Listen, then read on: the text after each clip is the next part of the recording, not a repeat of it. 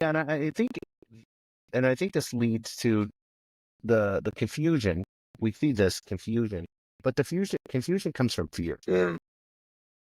Fear will always bring confusion because what happens in the Bible, Satan is the architect of fear. That's the whole archetype of him is to create confusion and fear because humans, that you see people like how they react in certain horrific situations. You never know unless you've been there. It's like some people just freeze. Some people just huddle in a corner. Some Yes. people just fight back with all their Yeah. might. None of those responses are bad. It's an innate, evolutionary response that's from our body. But there has to be a moment where, yes, you said, I'm ready to get help. That's awesome. Hopefully there's an admission to the addiction.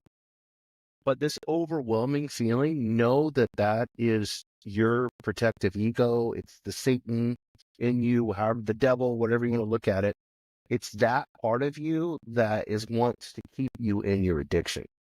It doesn't want you to be proactive. It wants you to stay reactive. Yes. Yes. That's because you're feeling in your addiction, which is so fucked up, but in your addiction, you feel safe. Mhm. I know the chaos. I've handled this chaos, which you really haven't, but your ego is telling you we can handle this. We can figure it out. And I want you to think of it, and maybe you've been in an abusive situation, I don't know.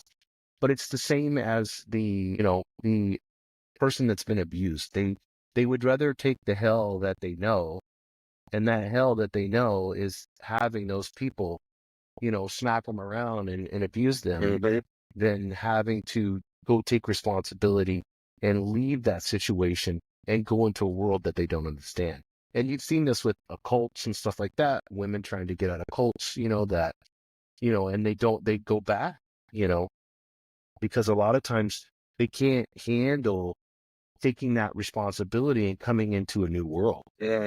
And I'm not saying this in a discouraging way. I'm saying this in an encouraging way because what you don't realize by taking that first step to say, I'm ready for help, you've already took the biggest step. Absolutely. That's the hardest part. That's you've admitted, and not only did you have the admission, but then you said, I feel there's some certainty there. There's no confusion there. When you say, I am ready for help, I am.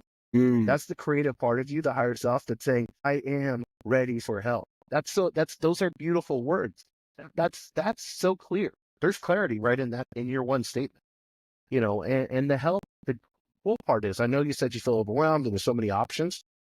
Take the option that you feel like you can do consistently. Like Dwayne said, can you journal? Can you go to a meeting on Tuesdays? Can you do a Zoom meeting? They have Zoom meetings online. Just take small little steps that move you slowly in that right direction.